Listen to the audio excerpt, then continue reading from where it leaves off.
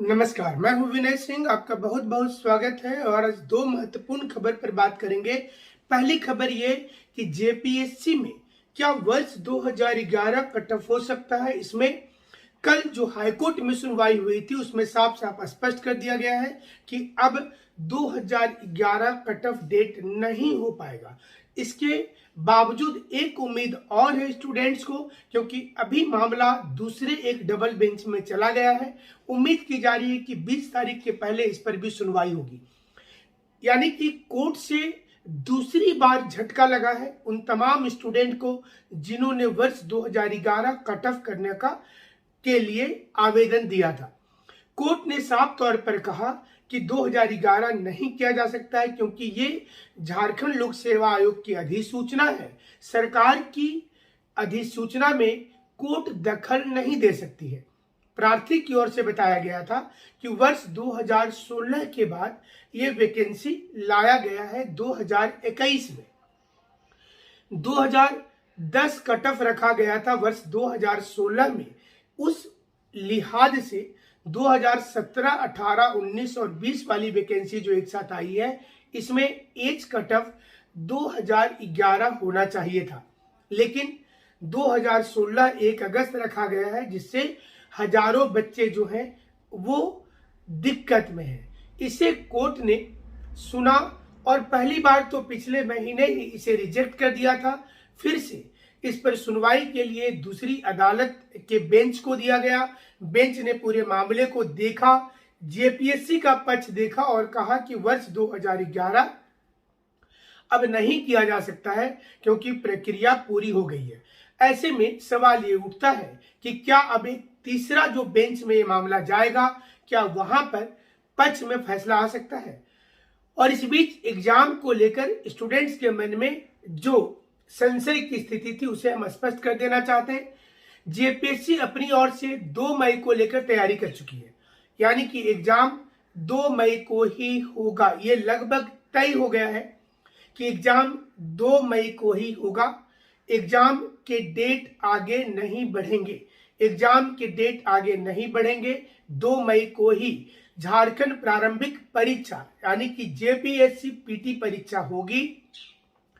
Exam के date आगे नहीं बढ़ेंगे, लेकिन ये देखना पड़ेगा कि इस समय में जब पूरा राज्य में फिर से डबल लॉकडाउन वाली स्थिति बन रही है, फिर से सभी चीजों पर सीमित खोलने की अनुमति दी गई है, ऐसे में 5,34,000 बच्चों का परीक्षा कैसे ले पाएगी झारखंड सरकार, कैसे ले पाएगी जेपीएससी। इसके लिए जेपीएससी ने कई अलग अलग स्कूल कॉलेज को चिट्ठी लेकर स्पष्टता मांगा है कि क्या परीक्षा करवाना इस समय में सही होगा, क्या परीक्षा करवाने के लिए स्कूल और कॉलेज में स्थिति अच्छी है। इसे आप इस रूप में भी देख सकते हैं कि स्कूल कॉलेज को जो बंद करने का आदेश आया है, उसके बाद स्कूल कॉलेज जो है वो बंद रहेंगे। तो ये जेपीएससी और सरकार के लिए अच्छी बात होगी, क्योंकि खुले में बच्चे बैठ सकते हैं। कोविड के मद्देनजर डिस्टेंसिंग का पालन किया जा सकता है। तो इस समय गवर्नमेंट ने ये योजना बनाया है कि परीक्षा वो ले लेगी, और कोर्ट भी एक प्रकार से हरी झंडी दे रही है, क्योंकि दूसरी बार यूं कह ले कि तीसरी बार 3 बार इस मामले में हाईकोर्ट ने कहा है कि 2011 अब नहीं किया जा सकता है। इसके अलावा 7वीं, 8वीं, 9वीं और 10वीं जेपीएससी में किसी प्रकार का कोई लीगल डिस्प्यूट नहीं है। इससे लगता है कि 2 मई को परीक्षा हो जाएगी।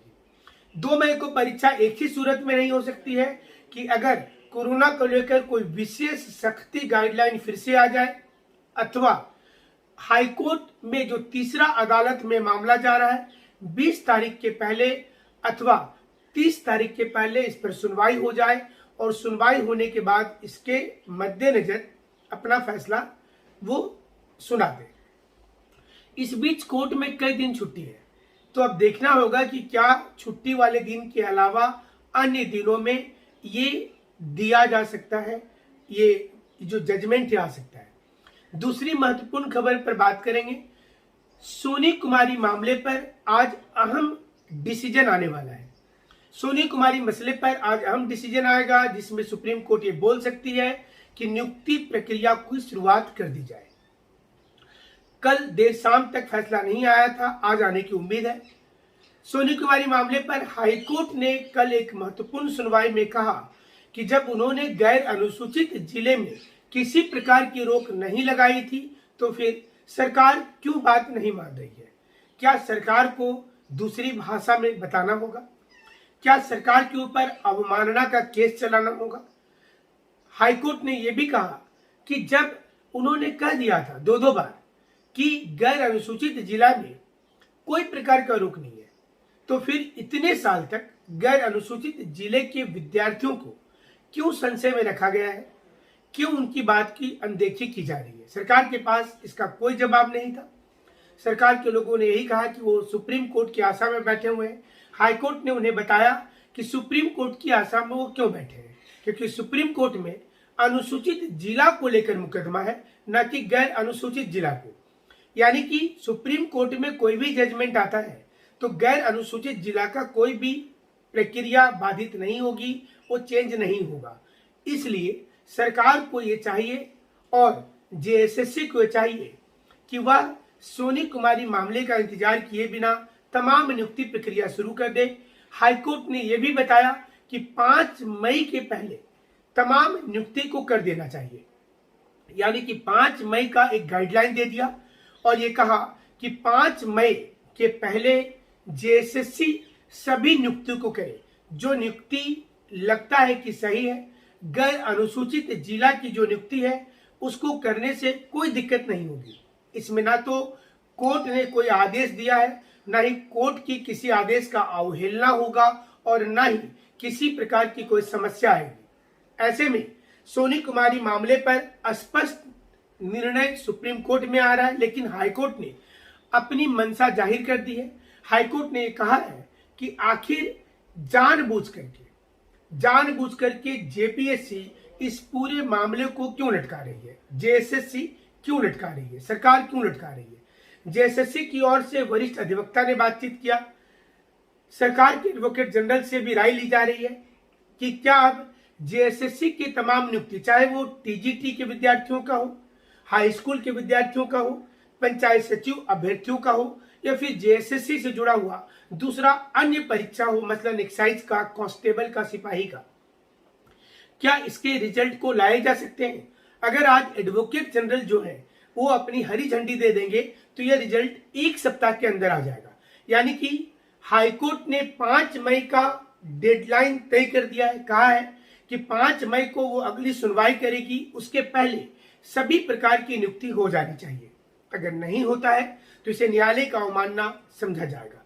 इसके पहले भी 2 बार हाईकोर्ट ने 8 हफ्ते का समय दिया था सरकार को कि वह नियुक्ति प्रक्रिया शुरू करे, लेकिन सरकार नहीं मानी। वह कोई ना कोई कॉम्प्लिकेशन सिचुएशन बनाती रही और यही कारण है कि झारखंड के विद्यार्थी बहुत ज्यादा नाराज चल रहे हैं। जेपीएससी के जो बच्चे टेस्ट सीरीज का इंतजार कर रहे थे वो ऑनलाइन टेस्ट सीरीज आज से दे सकते हैं। जिनको आईडी पासवर्ड नहीं मिला है उनको आईडी पासवर्ड मिल जाएगा। वो हमारे नंबर पर 9431156794 पर मैसेज करेंगे।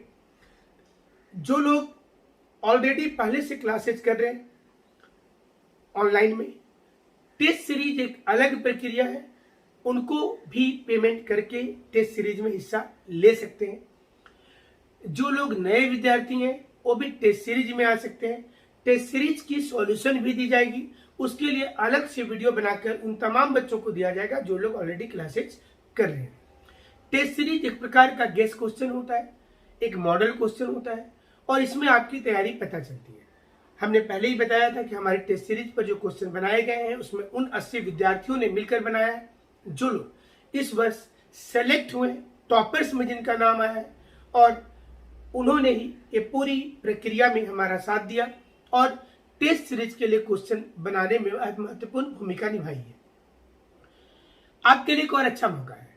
इस वर्ष के एसबीआई और झारखंड ग्रामीण बैंक और दूसरे बैंकों का रिजल्ट भी हमारा काफी अच्छा हुआ है। उसके लिए भी स्पेशल बैच ऑनलाइन में शुरू हो चुकी है, ऑफलाइन में भी क्लासेस चल रही है।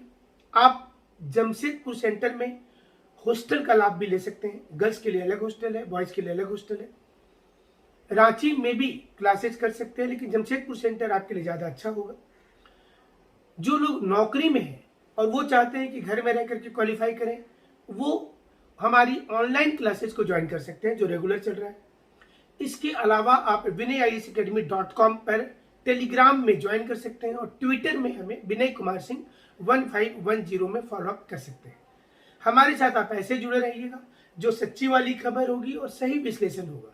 मधुपुर उपचुनाव में युवाओं ने कहा है कि वो हेमंत सोरेन सरकार का विरोध करेंगे और इसके लिए कई युवाओं की टोली मधुपुर उपचुनाव के समय में मधुपुर पहुंच गई है।